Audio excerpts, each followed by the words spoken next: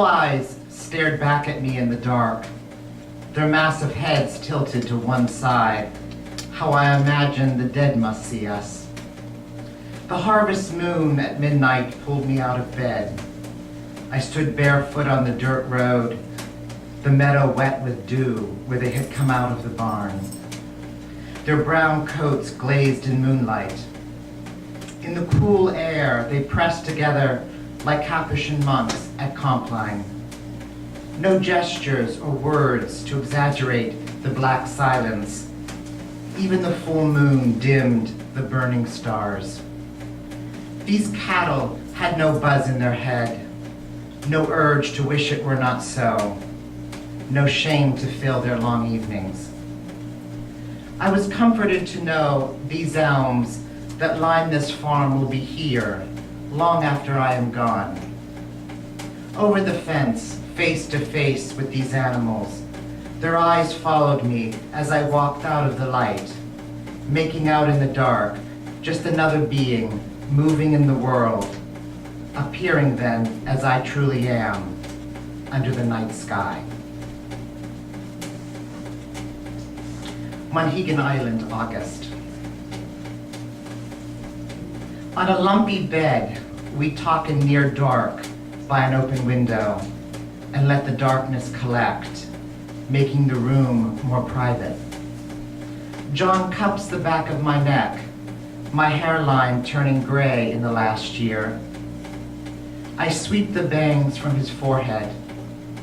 A plain tenderness tumbles between us, and we fall asleep, night covering us. After waking, we wonder how long this stretch of weather will go on. Rain has lasted 2 weeks, creeping behind us wherever we go. We wait all morning for the sun. Late in the afternoon, it shows itself.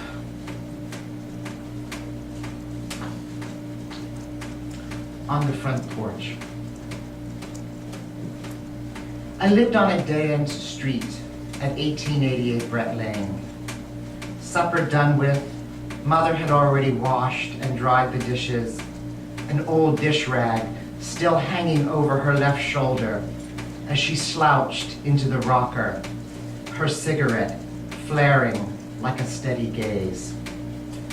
The dog snuffled in the wet leaves under the elm tree. A sprinkler whirled on the neighbor's lawn, and my sister twirled her baton, bored on the front steps. I could tell father wanted to be left alone on the chaise lounge, asserting a cold control over us, his drink balanced on the banister. I rolled an earth marble in the palm of my hand. At 13, I would listen for the coal train passing through the Allegheny Mountains and stare at the long wall of gold light on the peeling clapboards. Cicadas droned in the trees, and Nixon's impeachment played in the background on the kitchen TV. Scraps of hard feelings between my mother and father covered the porch floor. Even our house looked sad in the way their bodies were sad that summer. The nights had already grown cool. The sun refused to set. I knew I would leave as soon as I could.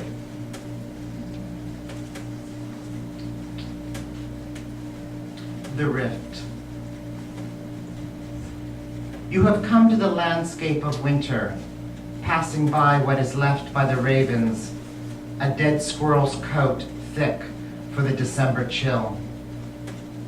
From the old dirt road, I look for you in the early morning when you are out alone on the farm. By the red barn, a Belgian workhorse, head bowed, travels the fence line to you, its mouth opening at even the sight of a hand, your outstretched palm ready to feed it carrots.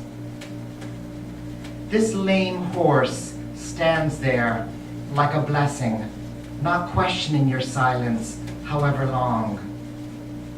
As the mare's nostrils open, her soft nose rubbing up your arm nuzzles away your fear. This brief time when nothing is asked of you in the deserted field.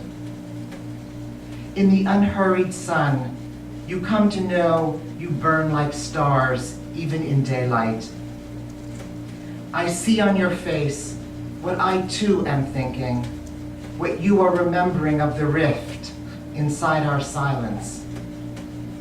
What you give me must be enough, I tell myself. Untangling the horse's matted mane, you're back with a cold knowledge that everything is just as we left it. By the broken down tractor, you stood a long time in the sharpening wind.